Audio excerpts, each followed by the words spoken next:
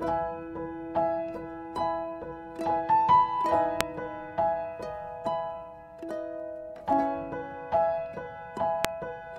unti-unti na ngang kinakarma si Franz Castro. Ito nga ay matapos mapabalita ngayong araw na di umano'y dinampot na ito ng kinauukulan matapos katigan ng korte ang reklamo ni VP Sara Duterte sa umano'y paninira ng convicted party list na si Castro. Narito panoorin ang video kung ano pa nga ba ang mga tinatagong baho ni VP Inday Sara Duterte. Sir, sinabi po ni SP Escudero na he is not inclined to call for a special session just to convene the Senate Impeachment Court. And wag daw silang madaliin kasi kayo naman po, hindi rin daw po kayo nagmadali doon sa impeachment complaint.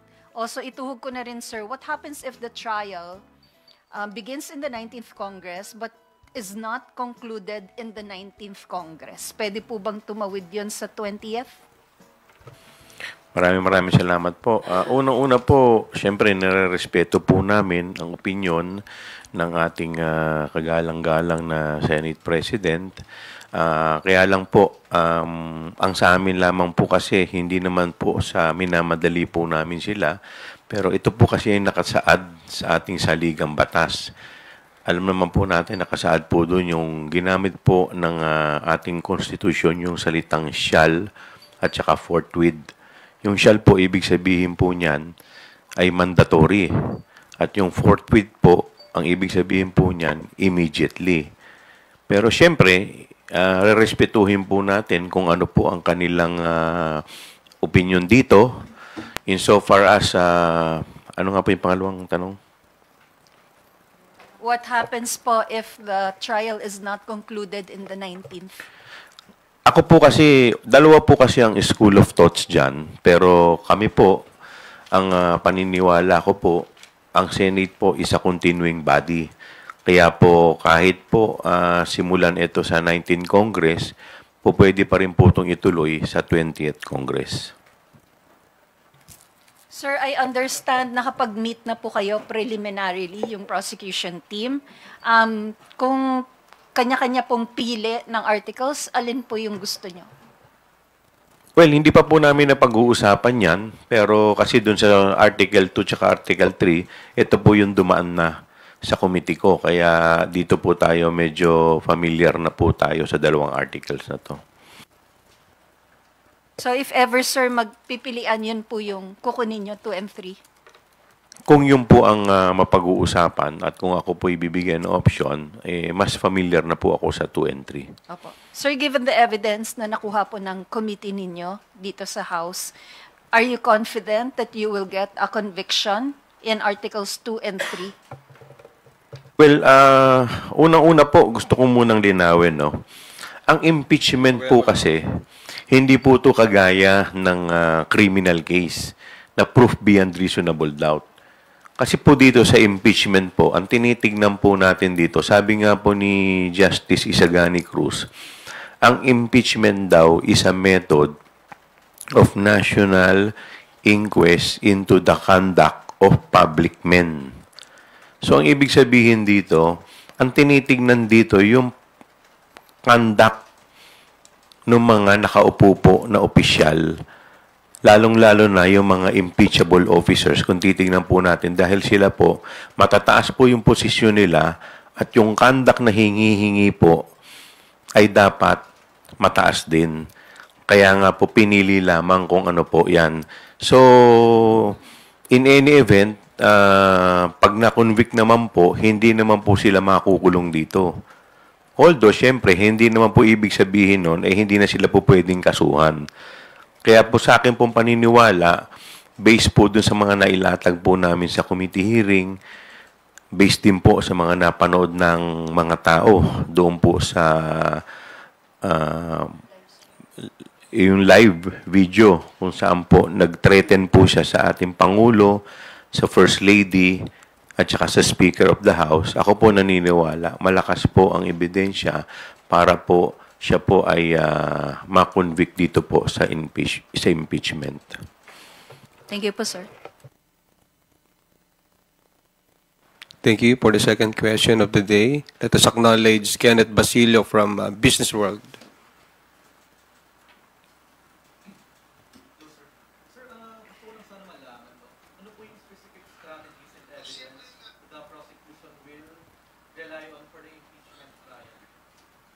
Well, hindi pa po kami nag-uusap tungkol dun sa specific strategies. Dahil unang-una, marami pong mga private law firm na nag-volunteer po, na tumulong. So, sasalain pa po muna namin kung ano po yung mga private na lawyers ang aming isasama po dito. So, aantayin po muna natin to at syempre, hihingan din natin sila ng kani-kanila mga opinion.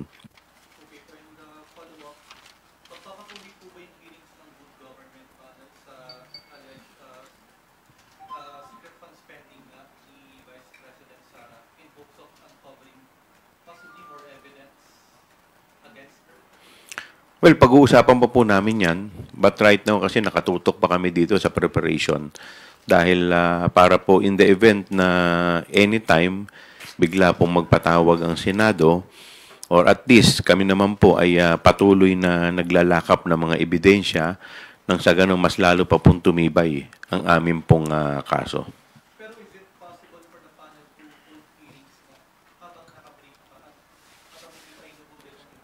Pwede naman po. Hindi naman po kami barred from conducting committee hearings.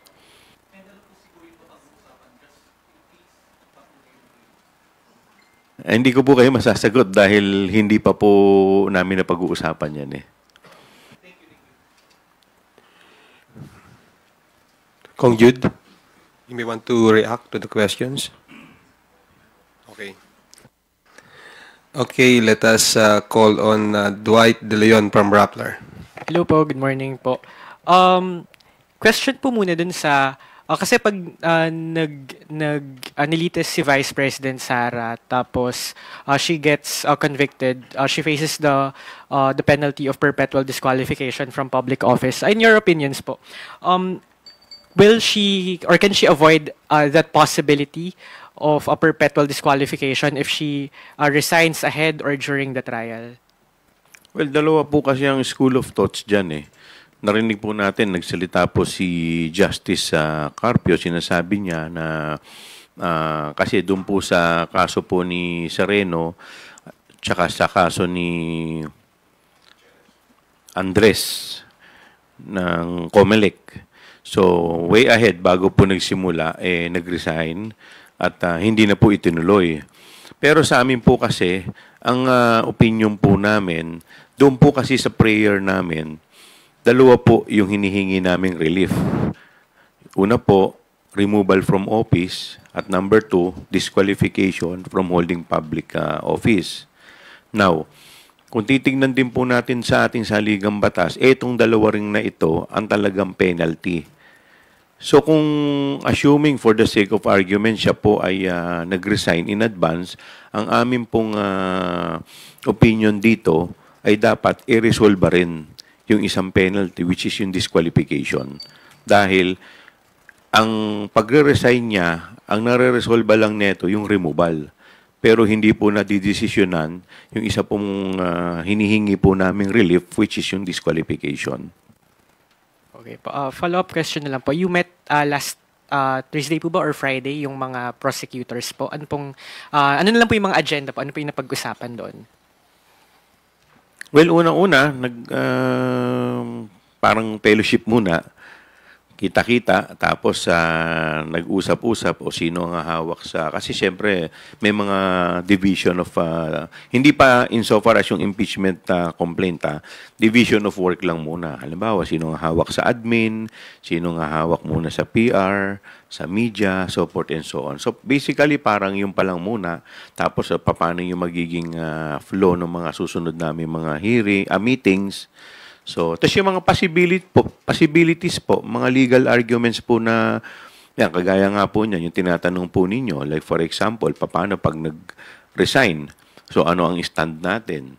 So, siyempre, pinag-uusapan. Although kasi yung mga abogado, pag nagkita-kita yan, iba-iba rin ang opinion eh.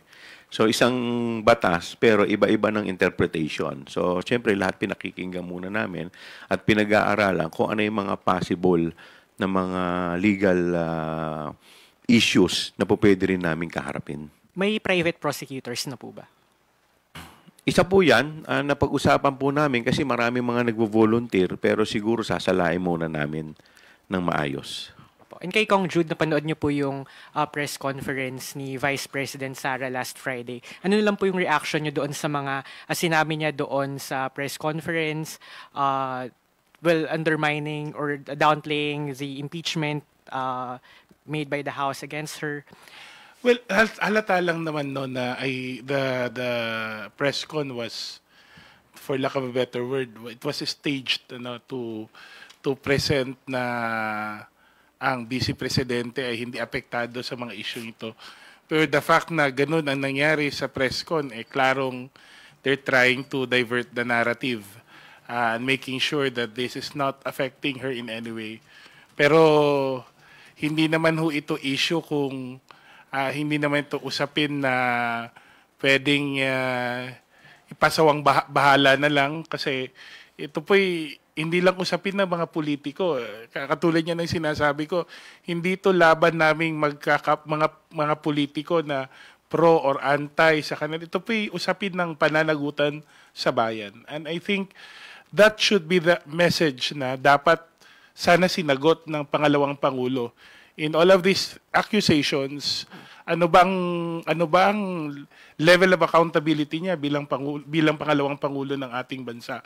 Ano ba ang tugon niya dun sa mga ni-raise na mga accusations dun sa articles of impeachment? At hindi ho natin narinig yon.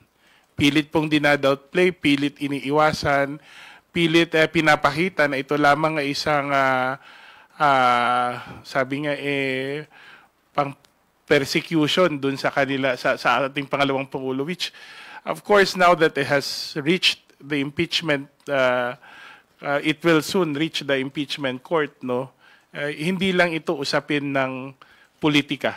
Although this is they always say, while this is there are clear political considerations in the process, considering that the impeachment court is made up of senators who are politicians. Remember, this is also a constitutional process, and the submission ng Vice President sa prosesong ito ay hindi lamang it's not up to her to submit. It's our duty to hold ourselves accountable for our actions. Thank you, Dwight. Thank you. Let's turn to Billy Vegas from Abante Politico for his question. Itanong ko lang po, ipapasubpinin niyo raw po yung mga bank accounts ni VP Sara. And para saan po? Well, ire-request po namin sa impeachment court dahil ang pwede pong magsabina ay yung impeachment court. So mag-a-apply po kami sa impeachment court na ito'y masabina para lamang po ito sa mas tumibay pa yung mga ebidensya po natin. Ito'y dun sa SALN, sa issue po ng SALN.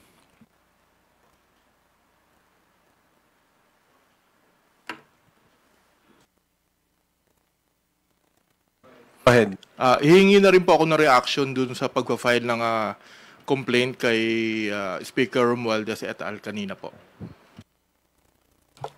Well, malaya hong mag-file ng cases ang ating etong petitioners natin, kahit yung mga kasamahan natin sa Kongreso. At dahil ito na naging isang usaping legal, mas mabuti siguro na antayin natin kung ano yung mga paratang na nilagay nila doon sa petition nila. But kung ako ang tatanungin nyo, ito po'y klarong diversion lamang sa mga issues. Kasi kung iisipin mo, ang tagal na nilang pinag-uusapan yung budget, bakit ngayon na nila naisipan mag-file ng cases pagkatapos na i-transmit ang impeachment sa Senado. So clearly there is an effort to downplay the move of the House to transmit the impeachment to the Senate and also divert the attention ng ating mga taumbayan ukol sa totoong issue na dapat sagutin ng kabilang kampo.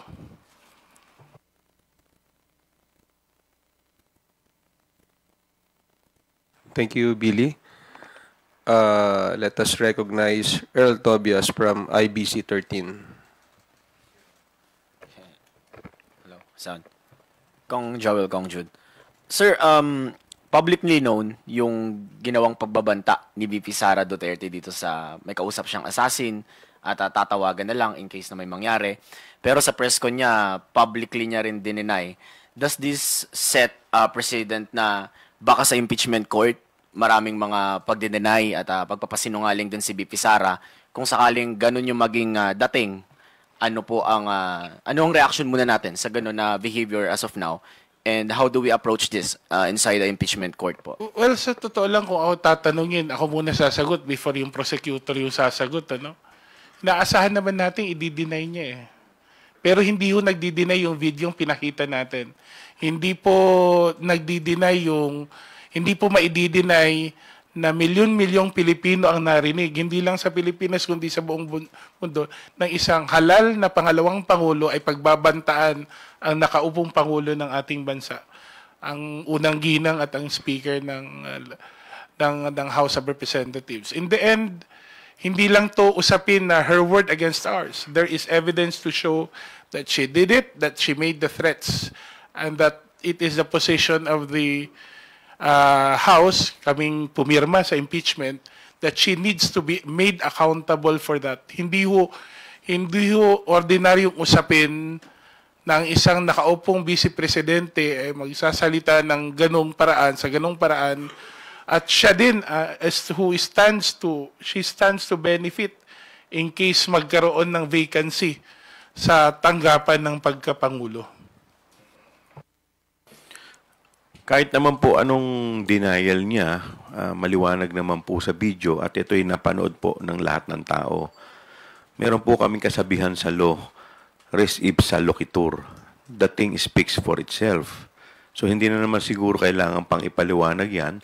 In fact, it has caused our country international embarrassment.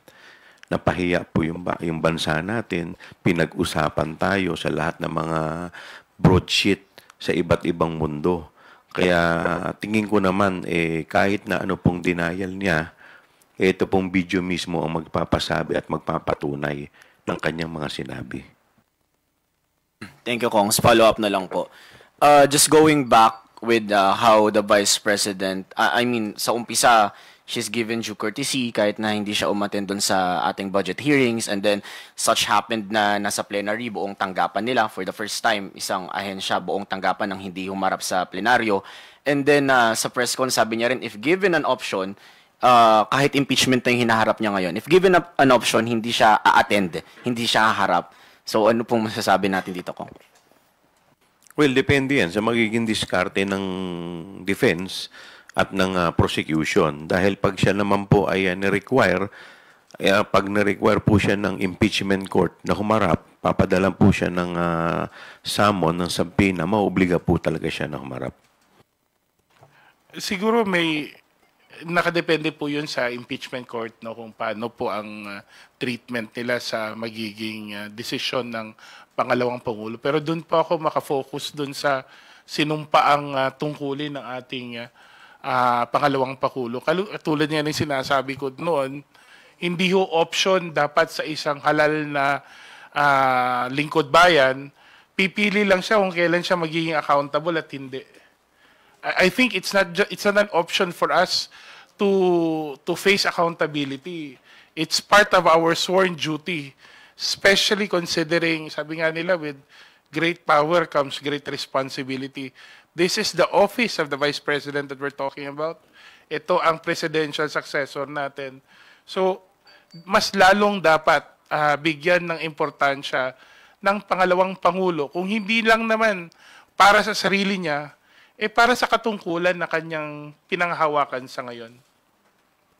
Okay po. Last from my end na po. Reaction lang, sir, na some of the senators already expressed that they will assure fair trial with the impeachment case against VP Sara po. I think we expect nothing less than a fair trial. Well, nakalagay din naman po yan sa kanilang rules, no? Na expected din sila na dapat political neutrality. Dahil sila nga po yung tatayong huwes dito. Kaya yun din po ang inaasahan po namin na magkaroon po sila ng political neutrality. Thank you, Earl. Yanes Capanti from GMA Online. You have the floor, ma'am. Hi, good morning, sirs. Yung sa impeachment po, since it's not yet guaranteed that the trial will proceed, since it depends on the Senate, are you in the event na wala pong mangyaring trial, or syempre hindi natin sigurado anong mangyayari sa 20th Congress pa, pending the elections, are you looking at filing cases, criminal cases, against the Vice President instead, given that you believe that she committed high crimes?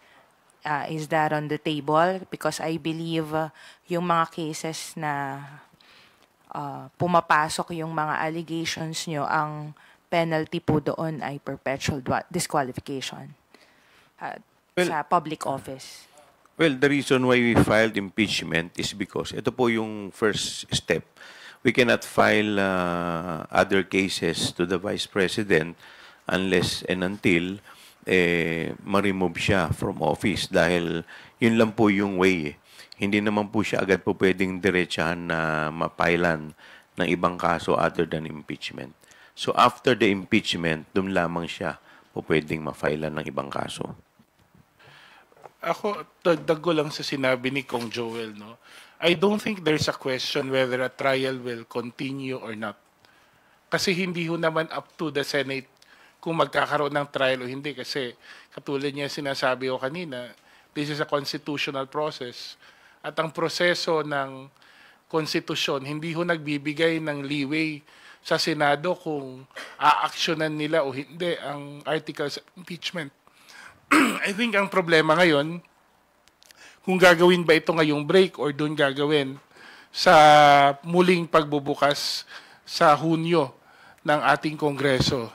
In a case, no, although tayo, sabi nga ng sinabi ni Chair Joel, no, we're of the opinion that it should be done immediately based on the plain reading of the constitutional provision, plain language of the Constitution. Pero hindi naniniwala din naman tayo na ang Senado bilang continuing body, hindi ho katulad ng House, na ang House natatapos po kami every 3 years. Ang Senado tuloy-tuloy po yun. Ay nandun pa rin, buhay pa rin ang impeachment complaint at pwede pa rin ipagpatuloy ang impeachment trial even if masimulan ngayon 19th Congress. Wala hong the only way, sabi nga nila, the only way to end an impeachment court is for the court, impeachment case, is for the impeachment court to render a decision. Kahit magpalit ng senador, katulad sa korte, na tuloy-tuloy pa rin ang hearing, kahit na iba ang mga senador, sa korte na iba yung mga huwes, tuloy-tuloy pa rin, hindi natatapos. And this is a court of record, sabi nga nila. So lahat ng pinag-usapan sa 19th Congress, magkakaroon ng parehong access ang mga magiging bagong senador sa 20th Congress para pag-aralin ng kaso. So I don't think it's a question kung matutuloy ang trial. Hindi. Matutuloy po ang trial, hindi po option ng Senado kung itutuloy nila hindi. Ang tanong na lang, itutuloy kailan. At tayo ay naniniwalang dapat kaagad simulan ng Senado ang preliminaries at least ng pagbubukas ng impeachment.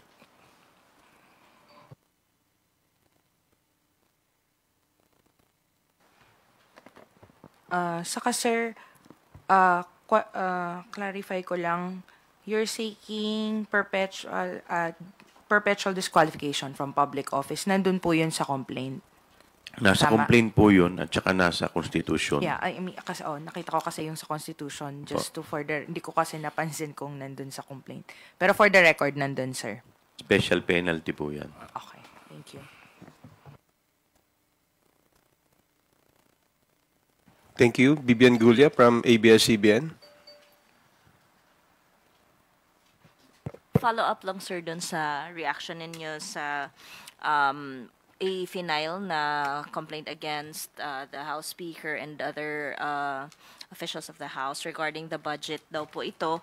At supposedly nagkaroon daw po ng insertion because nung iniratify yung Bicameral Conference Committee report, may mga blanks daw po and then na-fill in yung blanks doon sa gap bago isumite sa Presidente. Nasagot na ho ng Senado, nasagot na rin ho ng ating Senior Vice Chair ng Appropriations ang posisyon po ng ating House ukol doon sa usapin ng blank space, blank spaces sa BICAM report. No? Ini-insist po natin na in the end, ang kompleto po ang enrolled bill na sinumite at pinirmahan ng ating Pangulo at hindi po illegal ang nangyari po. Meron pong saktong probisyon doon sa BICAM report na pinapahintulutan ang paglalagay ho ng mga naitama kung meron mang typographical errors. Now, kung titignan natin ang reklamo ng itong sinampa ngayon laban sa leadership ng House, we would have to see what the accusations are so we can properly address them. For now, we maintain that this issue is a matter that needs to be responded to in the proper venue, no? Pero kaduda-duda lang na bakit matagal na nilang pinag-uusapan, ngayon lang nila napagdesisyon ng mag-file ng cases kung kailan ay katatapos lang mag-file ng matransmit ang impeachment, articles of impeachment sa Senado. Thank you, sir. Thank you. Jelly Mendez from DWIZ.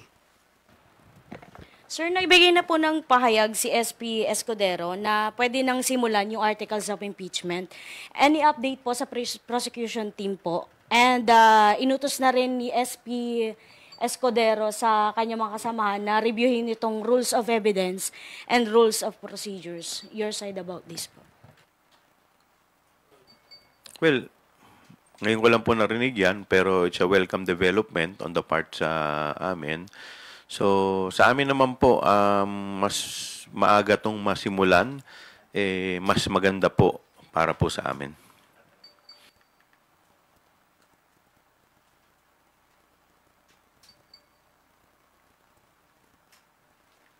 No more follow-up questions? Okay.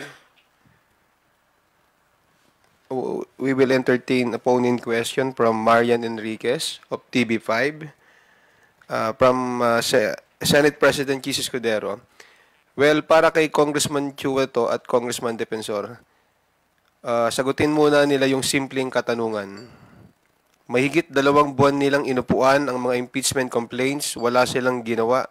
Yung ultimo Secretary General nila ni hindi pinoward sa Speaker na magkatabi lamang halos ng kwarto na mahigit 2 buwan din. Siguro paliwanag muna nila yon bago nila kami madaliin umaksyon sa loob ng ilang oras at ilang araw lamang dahil dumating sila sa Senado mag-aalas 5 na ata. Well, unang-una po, nung final po ang unang impeachment complaint, kung makikita po natin, ang laman po nito is 23 articles.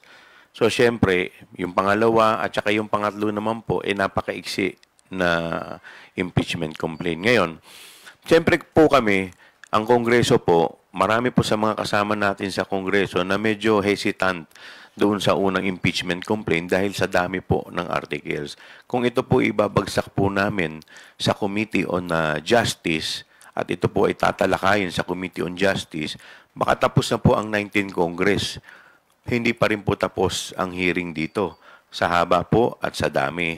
Now, kung yung dalawa naman po ang ating isasampa, yung pangalawa at yung pangatlo, sa iksi naman po nito, baka mamaya po kulang at hindi po supisyente.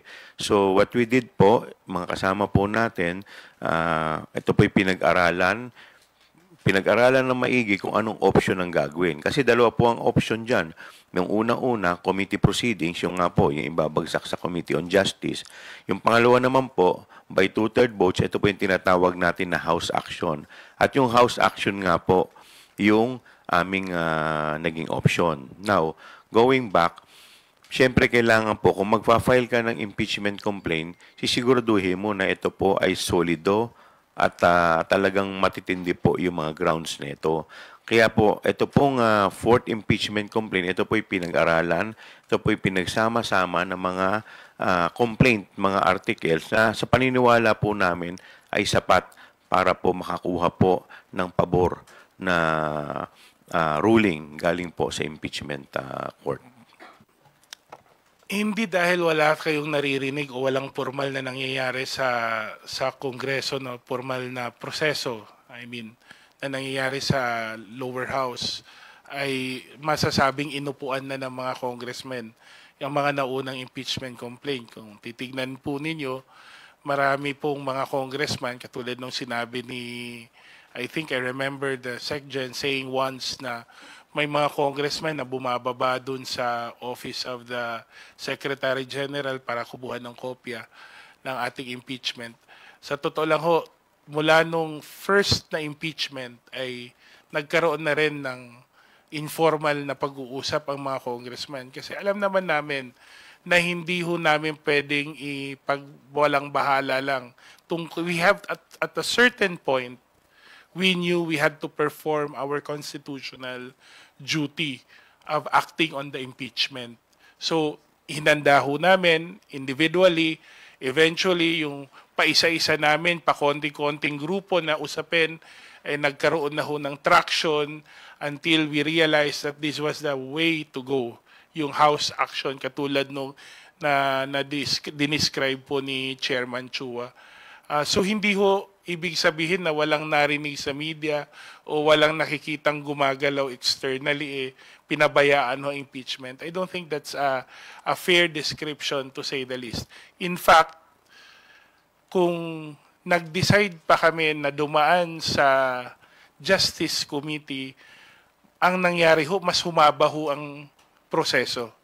Kasi mas matagal po na usapin yon, yung determination ng form of substance. So, mas minabuti namin na magkaroon ng pang-apat na complaint building on the strengths of the first 3 impeachment complaints. At sa tingin ho namin, at base rin sa legal advice na nakukuha ng ating mga congressmen, pinagsama mga legal teams na bumalangkas ng 4th impeachment, ito po ay isang matibay na kaso na hinain po sa Senado.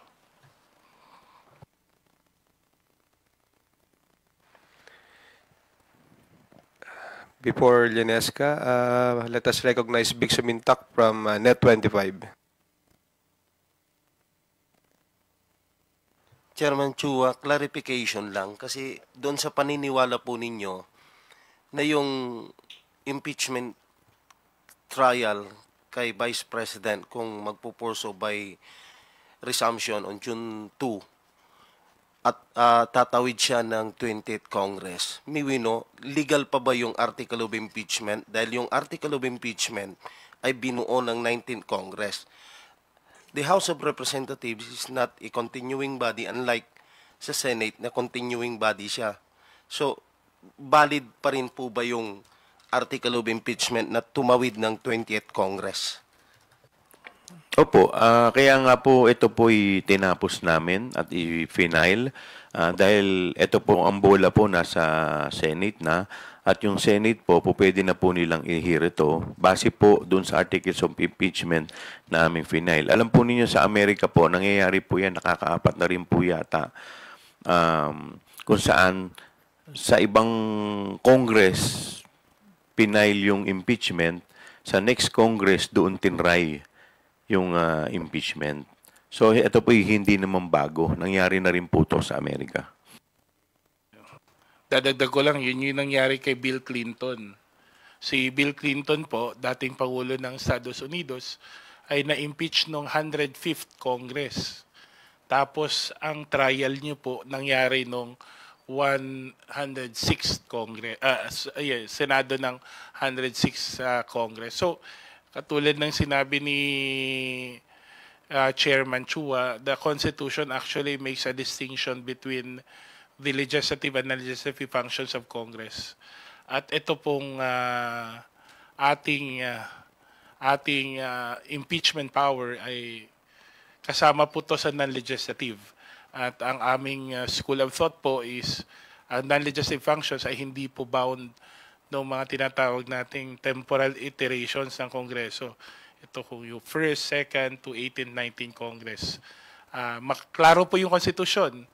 The House has the exclusive right to impeach. The Senate has the sole power to try and hear cases of impeachment. So, ngayon na nasa Senado na po ang articles of impeachment, yung pa incumbent na on the Senate to try and decide on the case.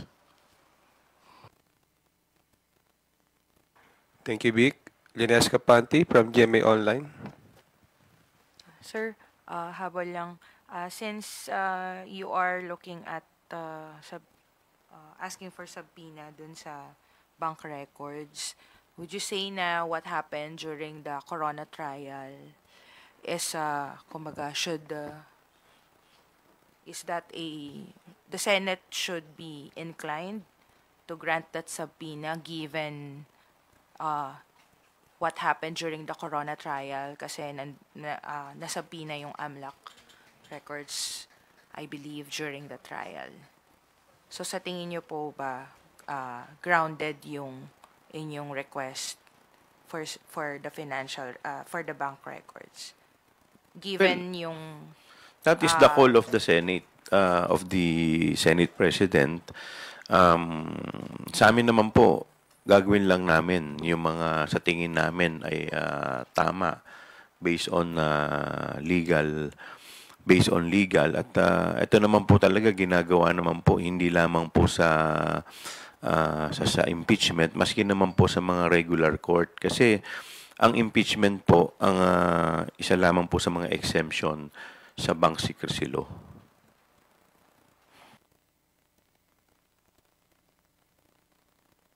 Thank you, Linesca.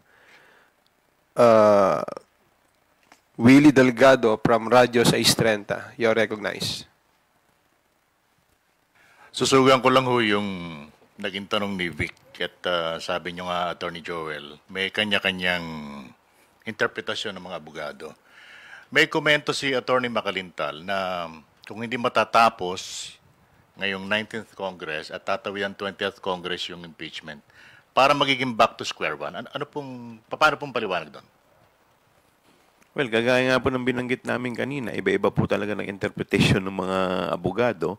So, basta't sa amin po, ang paniniwala po namin, this is, the Senate is a continuing body, at ito po ay magtutuloy-tuloy.